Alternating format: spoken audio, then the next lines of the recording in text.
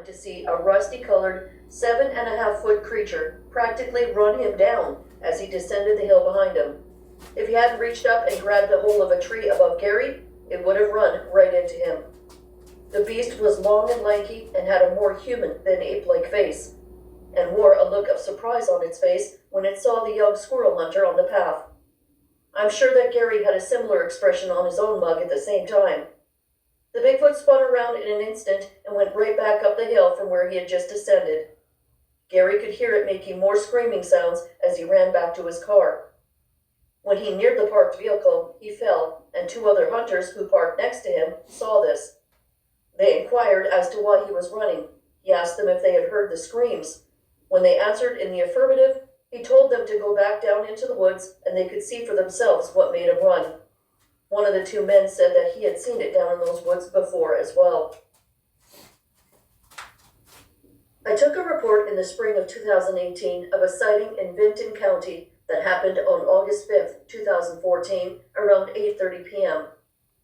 C.J. Thomas, his brother, and his friend John were off-roading with jeeps off East Fork Road on a trail they called Smith Holler.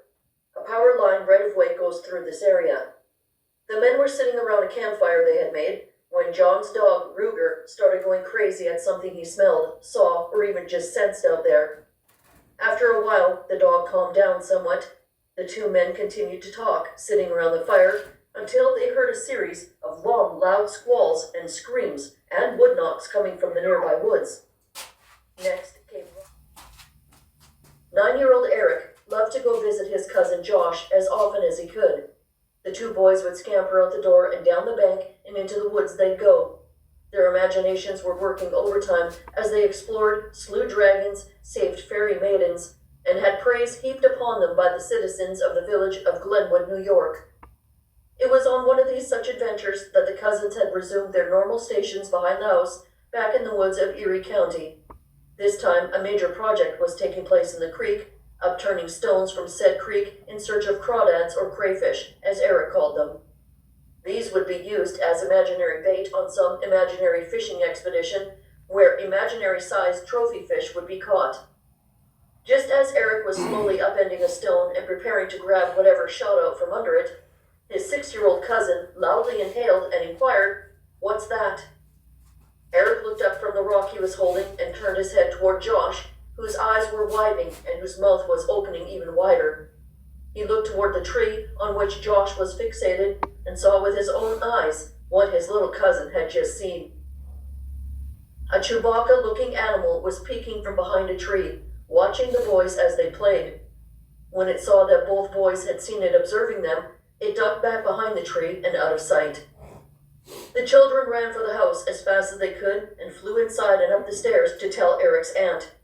Both boys were babbling 90 miles an hour at the same time about seeing some creature down by the creek that was huge, even bigger than little Josh's Uncle Mike, who was 6'4". After a few questions from Aunt Marilyn, the typical through the middle of it. Beyond that was somewhat remote. As the men sat by the fire listening to music and having a cold beer, the tranquil mood was instantly destroyed by a scream coming from the woods that sounded like a woman or young boy being murdered. Frank's friend was up and on his way to the vehicle after the first scream. Mike stood there in shock, trying to think of what in the heck could be making those hideous noises. A second scream was heard, then another, all the while getting closer to their location back in the woods. Mike remembers that the last 2 or 3 screams were double or 2-syllable shrieks. His friend was already in the car behind the wheel and telling Mike to get in now as he was getting out of there. As the guys drove back out of the woods, another blast from the screamer was heard, this time only 20 yards away, as well as the sound of breaking brush.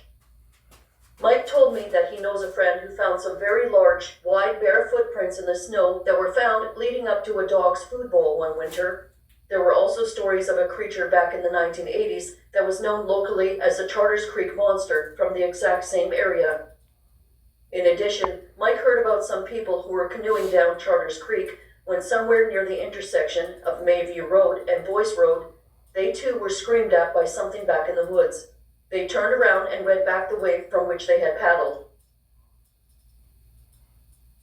Back in the fall of 1986, 16-year-old David and his friend were driving around the back roads north of St. Clairsville, Ohio, late one night. As the pair traveled down a narrow, muddy road, they came upon a man standing in the roadway up ahead of them. That ended the card game. David tried to get the male occupant of the house to get a light and some guns and go with him out into the woods to look around. However, he was promptly outvoted by the man, who told him that nobody goes into the woods at night around here. David's most recent incident took place in August of 2016 while camping at Harrison State Forest, located midway between Cadiz and Jewett, Ohio, in Harrison County. There were 2 adults and 3 children in their group. After cooking and eating dinner at the campfire, the campers were all inside the tent trying to get some sleep. Suddenly, David noticed that every now and then he could hear what sounded like a small stone or pebble strike the ground outside the tent, sometimes even bouncing up and hitting the side of the tent. These were occupied by small sticks and twigs that were dropped or thrown from somewhere by someone, or was it by something? When David heard some of these missiles hitting the trees outside his tent and then fall through the branches onto the ground below, he had no doubt that they were being thrown. The problem was, who was doing the throwing? All 5 of them were accounted for inside the tent, and there was nobody else camping there besides them. There had been one other man, but he had taken down his tent and left hours ago. David didn't think anyone else was awake inside his tent to hear this. However, his fiance's 12-year-old daughter also was laying there listening to these sounds on the other side of the nylon wall of their tent and wondering what was causing it. He also learned the next morning that he had dozed off for a while, and the terrified girl heard someone walking around outside the tent in the wee hours of the morning. This was more than she could handle, and like his teddy bear, which he promptly shoved into the bottom dresser drawer the next day and never played with again. "I was sound asleep and the knocking woke me," he said. To my mind it said and asked, "Isn't that your bolt?" Sure enough, up ahead a little ways, there stood Steve's 20-inch bolt, or arrow, jammed 6 inches into the ground and sticking straight up as if someone had put it there as a marker of some sort. If that wasn't strange enough, what they found next was even more bizarre. Not far from the bolt, the men found the doe. She was lying on the ground on top of some weeds that hadn't dried yet that year. The deer had been ripped in 2. The front half lay on the ground with entrails spilling out of it. The back half was completely absent. Nothing had eaten, chewed, or clawed the front half. The hide and meat had not been cut, but instead it had been pulled apart. Both men left the area with an eerie feeling. They had no explanation of how the deer had gotten ripped apart or who had jammed the arrow into the ground. Steve quit hunting in those woods because of ominous feelings he would sense when he would get down in there. He told one of his co-workers about what had happened, and one man said that he had seen a Bigfoot in those same woods back in the 70s. One other strange incident took place 3 or 4 months after the deer was ripped in half. It was late winter, probably January, and there was about 9 inches of snow on the ground. Steve's wife had been outside, and then she entered the house and told Steve to go outside in the yard and listen. He said, "Listen to what?" "Just listen," she repeated. When he obeyed her command, he soon discovered what she was so concerned about. A baby could be heard crying from somewhere unseen. Steve hurried around the yard, facing different directions, listening for the lost child and trying to determine where it was and how to get to it. Inside before sundown. They each missed a whole week of work. Thomas told me that when they met back at the location for the reenactment, they all rode together on the way back home, about 10 miles north of Salt Fork on Interstate 77. As they neared a cell phone tower, the one fisherman who was driving slowed down from the 80 miles per hour that he'd been doing to around 50. He kept his gaze fixed on the blinking red light that was on the tower until their vehicle had passed by and the light was no longer visible in the rearview mirror. Then, back up to 80 miles per hour, he went and continued to talk once more. Thomas went back down to the site the following weekend to see if maybe the men had come back and were fishing again, but no, they weren't there. They were too afraid to return. He had taken equipment with him to help in his investigation. He walked up and down that road that goes off road number 1 and onto the memorial for the young girl, Aubrey Parsons, who had died in a fall from the falls on June 13th, 2003. As bored teens are wanting to do, The group decided to go hang out in Millrace Park, where they could converse, free from adult supervision. At approximately 3 p.m. on November 1st, 1974, one of the young women spotted the thing between two trees near the paved boat ramp that led into the east fork of the White River, not far from where the Driftwood and Flat Rock rivers merge. The terrified teens wasted no time in escaping the park and reporting the incident to almost certainly skeptical law enforcement officials, stating they had seen a green, hairy, and large creature. Later on that same evening, a pair of women, having heard nothing about the teenagers' earlier sighting, decided to stop in Millrace Park to chat and eat the fast food they had picked up somewhere quiet. There's no way either of them could have known that they were about to have a traumatic face-to-face encounter with an unspeakable thing. The only one of the pair to ever come forward regarding this harrowing event was Tyra Cataline. She related details of the incident, which is in many ways similar degree or another, began simply enough on November 2nd, 1974, when the Republic newspaper printed a short 4-paragraph story about the sightings under a headline, "Monster, Woman Reports Seeing Beast in Millrace." The brief went on to read, "They swear it's true. 6 young women told city police Friday in 2 separate reports that they had seen a Millrace monster, once in broad daylight.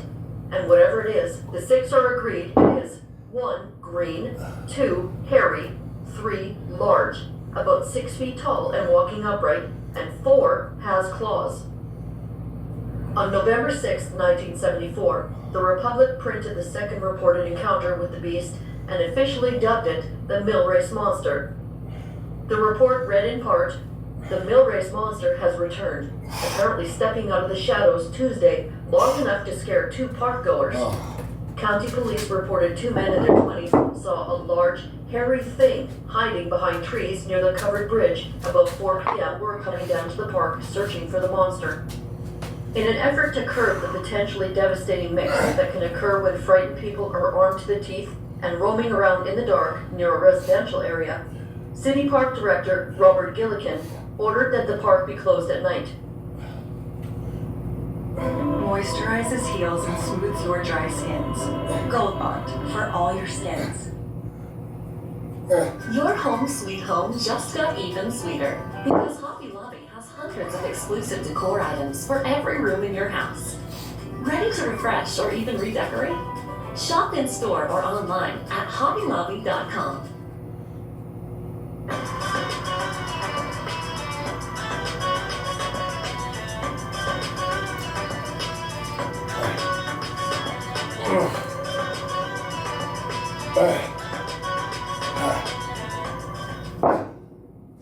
Emphasized, Virginia. This past summer, we decided to spend around 3 weeks there.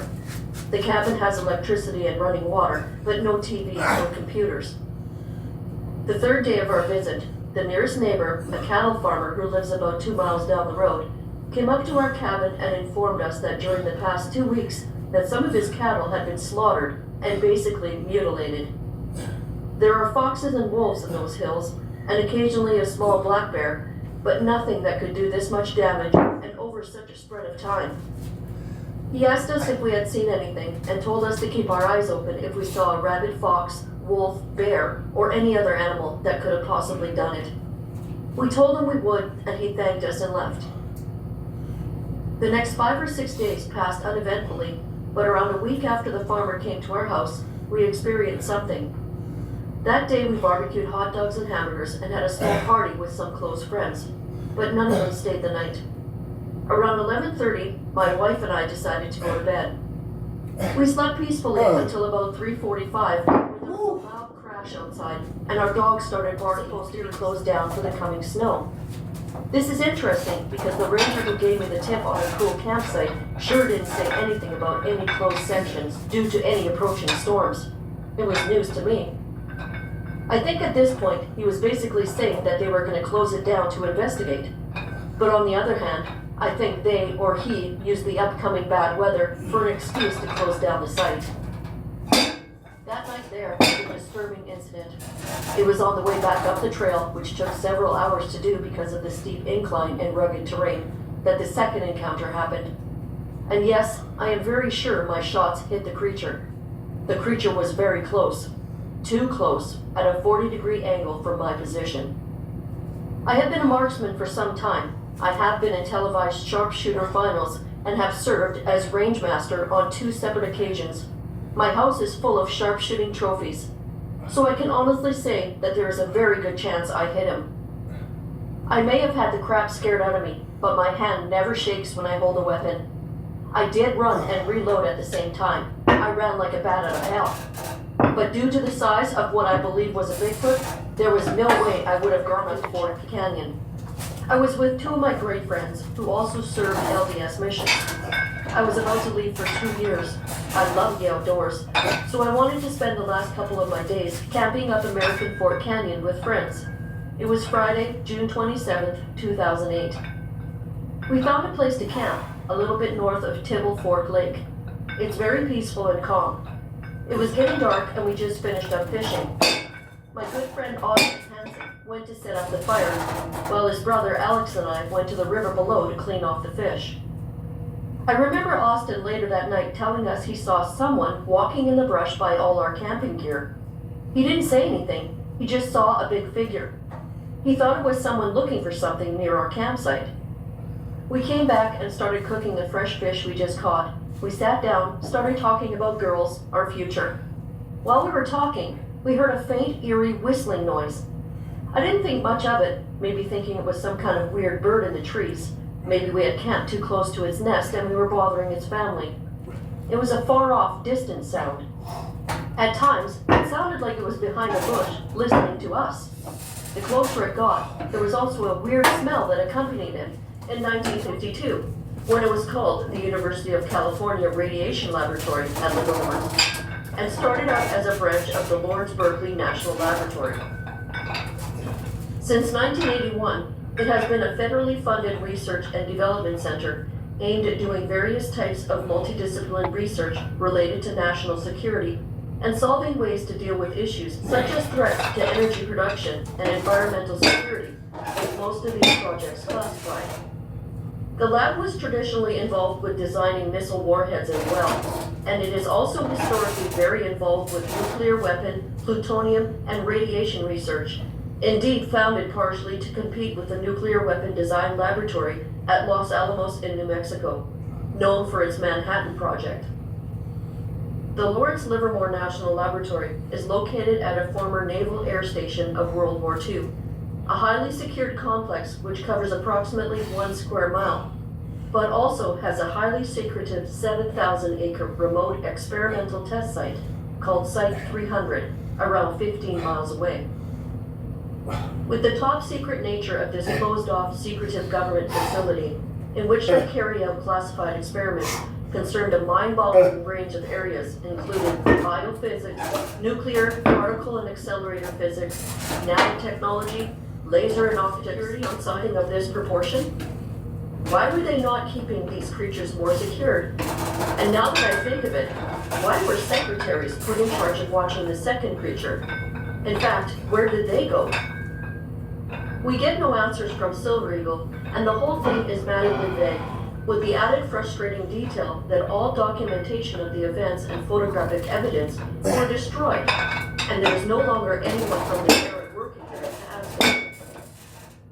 What is made clear is that the Bigfoots are not of reality as we know it, and that the government very much wants to cover all of this up. Silver Eagle says of this in a rather rambling manner. The feds are still quite bent on stifling all Bigfoot research of any kind, and by any method.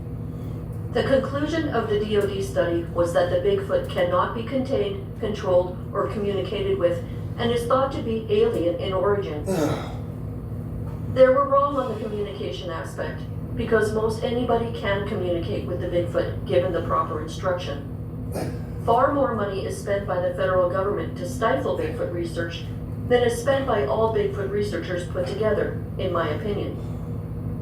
How? Illegal email and phone taps, helicopter and motor vehicle time, electronics to track cell phones of researchers who fail to remove the battery from their phones, even though turned off, automated telephone harassment equipment, man hours to both hail and harass researchers, or Clicking an entry to steal someone of having the luxury of there being no way to prove or disprove any of it. The evidence has conveniently been destroyed. No one is around to talk about it anymore, and there are no sources whatsoever on this particular supposed event. It is a blank check to impose whatever meaning you care to give it, yet bereft of any substance that could actually help us figure it out. The Lawrence Livermore National Laboratory has certainly engaged in some shady things over the decades, and is so secretive that it seems certain they are up to things they don't want anyone to know about.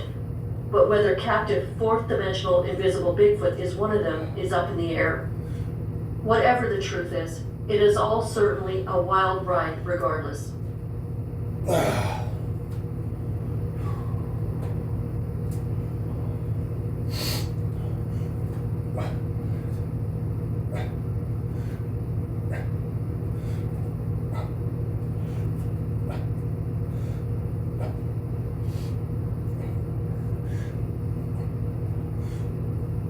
This holiday season, Halloween comes with magic.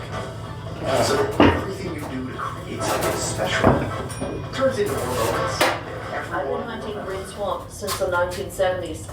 Though I tend to hunt more than one wildlife management area each year, the Green Swamp is a go-to area for me. I have spent possibly 1,000 days in the Green Swamp over the last 35 years. I'm very familiar with terrain and all of the plants, insects, and wildlife in the area. I have a demanding job that makes it difficult to coordinate a hunt with friends, so for the last 30 or so years, I've hunted alone. I have walked in and out of different hunt locations in the dark hundreds of times and have never seen or heard anything that alarmed me. In about 2010, a new tract of land was added and open to hunters in Green Swamp. The tract is about 1,000 acres of planted pines that are about 15 years old. Trunks about 10 inches in diameter and clear of branches up to about 7 feet. The planted pines are about 15 feet apart and are planted in rows. Each row is also about 15 feet apart. There's a heavy layer of pine straw, so very little low vegetation is present. It is possible to see for hundreds of yards down each row, but visibility to each side across the rows is limited to about 50 yards. The pines are planted between natural cypress swamps and a few small ponds. Access is limited to foot traffic only, and there is only one way in and one way out. Hunting this area requires a lot of walking. I will often take a vacation in January and hunt for the better part of the week in the Green Swamp before the season closes. After the Christmas holidays, the woods are quiet with few, if any, hunters. During the week, it is not uncommon for there to be fewer than 10 hunters in the entire 55,000-acre wildlife management area. In mid-January of 2012, I had taken a vacation to hunt this area. This was my second week hunting the new area. It was midweek, there were no other vehicles parked at the entrance to this area. The weather was cool and clear. I was using a large garden cart of the type sold at Tractor Supply to haul in a heavy climbing tree stand that would also be used to haul out deer or hog if required.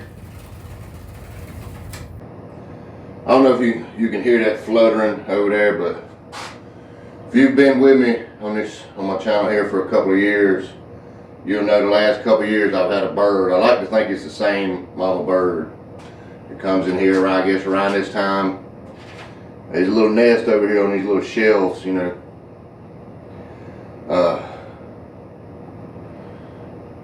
That damn nest, it was somewhere, man. Because the nest over there sitting in the shelf is sitting in like a little pot, almost, kind of like a little porcelain pot or something. It was only when we first moved out here.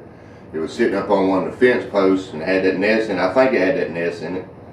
And I just brought it in here, and I didn't think nothing of it. It was empty. I just thought it looked kind of cool to have in here. But from then on, the next couple of years, or the last couple of years, it's been a bird. It looks like the same bird. Hell, I don't know. I like to think it's the same bird. Mama bird, that's what I call her. She come in here and lay her some eggs, I guess, in the little nest there. I ain't looked in the nest. I just the first time seeing her tonight. She'll lay her eggs there, and she'll come in. I'll see her from time to time every day. Not every day, but most days I'll see her over there when I come out. If not, the eggs will be there. Then eventually the eggs hatch, and she'll still be coming in, I think, you know, feeding them and stuff. And they'll eventually get kind of big enough to where they get down from up there and they kind of scurry and escape out of the door there, you know. Hopefully off into a, you know, nice bird life, you know, whatever that consists of. But that's it, man. That's Friday. It's October 22nd. Felt like I got out here real late. I felt like it was like fucking 10 o'clock or something. I took me a little nap. It was just, wasn't even 7 o'clock when I got out here. It was almost 7, but the phone was dead, so I'm assuming it's about 8 something like that. But, you know, when I woke up, you know, from a little nap, I'm thinking, well, it's fucking like 10 o'clock or something. Ain't no point in going out. So I almost didn't come out. You know, if I hadn't looked and seen what time it was, I might not have came out. But I did, you know. And I said I was. Said that was the plan, so glad to have stuck to the plan this Friday. Come out here and I did some arms and shoulders. Yeah, that's it, man. My little bird friend is back. Other than that, ain't really a whole lot to talk about. I'll be back out here at some point tomorrow. So, yeah, until then, y'all, it's Friday night. Don't be out there drinking and driving, you know. Stay safe. We'll see you tomorrow. God willing, you know, or whenever the next time I see you. Till then, take it easy.